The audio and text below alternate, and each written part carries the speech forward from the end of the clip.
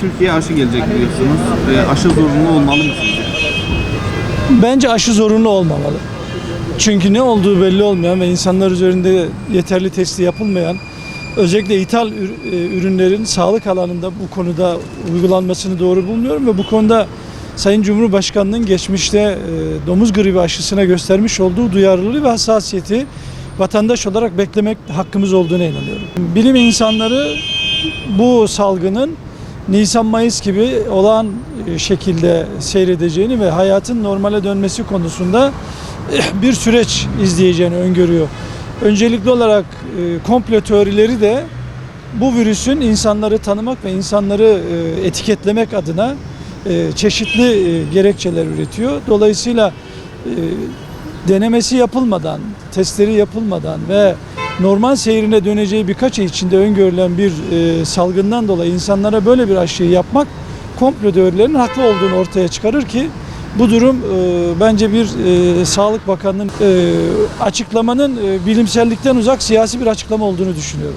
Peki Türkiye'ye bu ay içerisinde aşı gelecek. Zorunlu olmalı mı sizce aşı? Vallahi ben pek şey yapmıyorum kendi açımdan. Düşünmüyorum yani vurulmayı. Neden? Yani toplum olaraktan hiç kimse istemiyor aşı vurulmayı. O yüzden de istemiyorum ben. Güvenmiyorum. Çünkü insanların hani tümden toplumsal olaraktan hani fikirlerin değişmesini düşünüyorum ben. Tabii aşı iyi olursa iyi olur yani. Çünkü halkımız gitgide kötüye gidiyor. İyi olur yani. Zorunlu değil, zorunlu diye bir şey yok yani. Ne geldiğinde bilmiyoruz daha açıkçası şimdilik. Ama ileride yerli aşımız olursa kontrollü olarak daha iyi olur yani. Sizce aşı zorunlu olmalı mı? Bu açıklama hakkında ne? Yani bu illetten kurtulmamız için olmalı tabii ki. Yani şimdi bakanlığın çalışmaları bence yeterli. Çünkü bu illet biliyorsun dünyayı da kapsadı. Yani aşı olmamıza yarar vermez. Aşıya güveniyor musunuz? Yani başka çaremiz yok ki. Var mı? Yani hastaneler dolu. Görüyorsun Türkiye ve dünyada olanlar göz önünde. Onun için aşı olmalıyız bence. Aşının herhangi bir yan etkisi yoksa tabii olmalı. Güveniyor musunuz aşıya? Şu anda bilemem. İlk önce devlet büyükleri bir yaptırsın. Biz de ona göre yaptırırız vatandaş olarak. Bakan Bey bir açıklama yaptı. Aşı olmayanlar ileride bazı yerlere giremeyecek diye. Ne düşünüyorsunuz bu konuda? Bence yanlış bir tutum. Doğru bir ifade değil. Neden? Yani güvenemeyip de olmak istemeyenler ilk önce güven tazelemeleri lazım. Güven tazelesinler ki insanlar olur Türk milleti.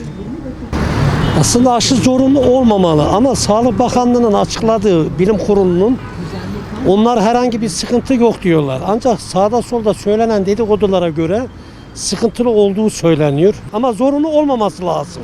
Aşı olmayanlar ileride bazı mekanlara, bazı kurumlara giremeyecekler. Bu konuda ne düşünüyorsunuz? İşte burada bir zorlama olayı ortaya çıkıyor. İşin doğrusu. O zaman burada mecburu olmak zorunda kalıyorsun. Ben doğru bulmuyorum. Açık söyleyeyim.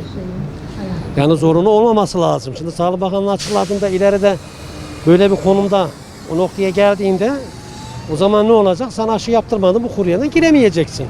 Aşı zorunlu olmalı mı sizce? Tercihe bağlı yani bilmiyorum. Gerekirse yapılmalı yani. Güvenmiyorum yani. Bu devlet getiriyorsa güveniyorum. Sizce aşı olmak zorunlu olmalı mı? Olmalı. Olmalı. Ya herkes hasta kardeşim. Herkes birbirine dağıtmamalı ya.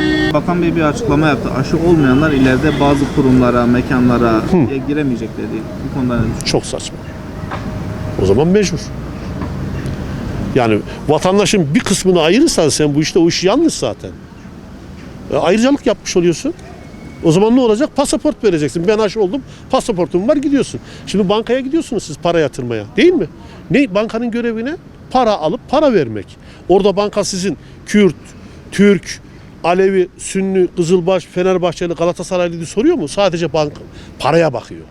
Sadece paraya bakıyor. Sağlık neye bakması lazım? Sağlık Bakanı neye bakması lazım? Sağlığa bakması lazım. Sağlık Bakanı'nın görevi ne? Vatandaşını direkt olarak sağlıkla ilgilenen konularda kolaylaştırmak. Başka bir şey değil. Ya o zaman zorlaşacak iş. O zaman mecburiyet getirecek. 80 milyon aşı yapacak. Evet. Yani zorluk çıkar gibi düşünüyorum ben. Bilmiyorum da.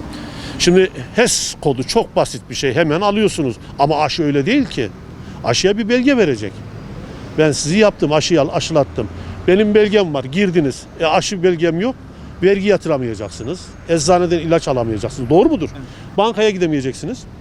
PTT'ye girip faturayı yatıramayacaksınız. Mesela maaş çekemeyeceksiniz. O sefillik çıkacak o zaman orada. Rezalet. Başka bir şey değil. Sizce aşı zorunlu olmalı mı? Herkese uygulanmalı mı? Yok, vatandaş kendi isteğiyle yaptırmalı. Zorunlu, o biraz katı bir tutum olur. Herkes kendi isteğiyle yaptırsın ama şimdi dekten anlayan diyor hakkı dektir, dekten anlamayan hakkı kötektir. Anlamıyorsa vatandaş eğer, o zaman zorunlu yaptırımlar gelmeli. Peki Bakan Bey bir açıklama yaptı. Aşı olmayanlar bazı yerlere giremeyecekler dediği yerde. Bu konuda ne düşünüyorsunuz? Aşı olmayan doğru, çok doğru, isabetli bir karar, isabetli bir açıklama. Olmayan girmesin. Türkiye Cumhuriyeti Devleti yani insanların sağlığı, sıhhati için bir şeyler yapıyor. Bunu reddetmenin yani kime ne faydası olur? Kime ne faydası olacak? Herkes bunu tamam mı? Yani senin en büyüklerin, senin devlet başkanı tamam mı? Ben aşı yaptıracağım diyorsa tamam mı? Tabandaki vatandaş neden yaptırmasın?